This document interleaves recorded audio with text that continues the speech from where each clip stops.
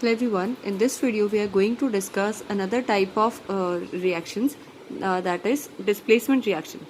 Reactions in which more reactive element displaces the less reactive element from its aqueous solution are called displacement reaction. तो जो more reactive element होता है वो क्या करता है, उसको स्टेबिलिटी अचीव करनी है, उसके लिए वो इलेक्ट्रॉन्स को क्या करेगा, लूज करेगा. तो जो ज़्यादा स्ट्रॉन्ग एलिमेंट होगा वही जो लेस स्ट्रॉन्ग एलिमेंट को क्या है, हटा पाएगा उसके एक्वस सोल्यूशन के अंदर से. जैसे हमारी डेली लाइफ में भी होता है ना, जो ज़्यादा स्ट्रॉन्ग पर्सन होता है ही can fight with the less strong person and he can take away his belongings.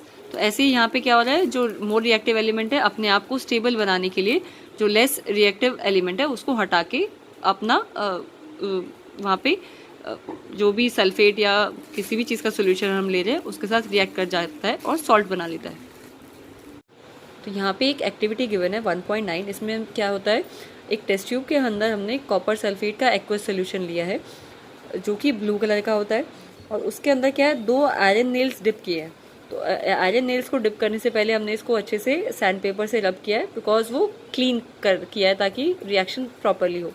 तो ये जो सस्पेंडेड आयरन नेल्स है इनिशियली ये बहुत ही शाइनी होंगे एंड इनका कलर क्या है, सिल्वर कलर का है. लेकिन जैसे ही हम इस रिएक्शन को होने देते हैं तो आप अपनी ऑब्जर्वेशंस नोट कीजिए.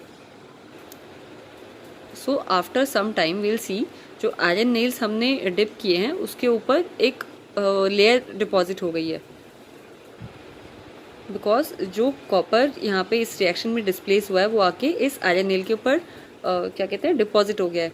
और जो आयरन ने रिएक्ट किया था कॉपर सल्फेट सोल्यूशन के साथ, उस सोल्यूशन को ग्रीनिश कलर का टर्न करेगा. पहले ये सोल्यूशन कैसा था, blue. Now the colour of the solution in the test tube will be green in colour. इसकी केमिकल इक्वेशन हम कुछ इस तरीके से लिखेंगे, Fe + CuSO4 will give rise to FeSO4 + Cu. तो यहाँ पे देखो कॉपर का ये जो एक्वस सोल्यूशन है कॉपर सल्फेट का, उसमें copper is the less reactive element, iron is more reactive as compare to copper. So इसने क्या है, कॉपर को यहाँ से हटाया और अपना सल्फेट सॉल्यूशन के अंदर जो है बना लिया, FeSO4 फॉर्म हुआ, और जो कॉपर है उसको हमने यहाँ से हटा दिया, मतलब सॉल्यूशन के अंदर सेट गया तो it will remain suspended. Next we have double displacement reactions. तो यहाँ पे देखो 2 बार डिस्प्लेसमेंट होनी है.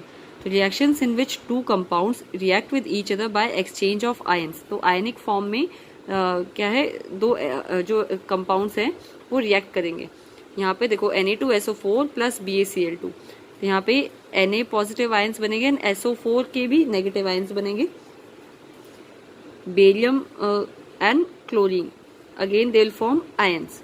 तो ये जब एक्वस सॉल्यूशन में इन दोनों को हम मिक्स करेंगे तो एक नए कंपाउंड फॉर्म होंगे, BaSO4 + NaCl. तो Na has reacted with chlorine ion and barium has reacted with sulphate ion. तो यहाँ पे 2 बार डिस्प्लेसमेंट हुई है, इसीलिए इनको हम कहते हैं डबल डिस्प्लेसमेंट रिएक्शंस. तो ये रिएक्शन जब होगा हम देखेंगे, हमने क्या किया, एक टेस्ट ट्यूब के अंदर Na2SO4 लिया एंड दूसरी टेस्ट ट्यूब के अंदर BaCl2 लिया.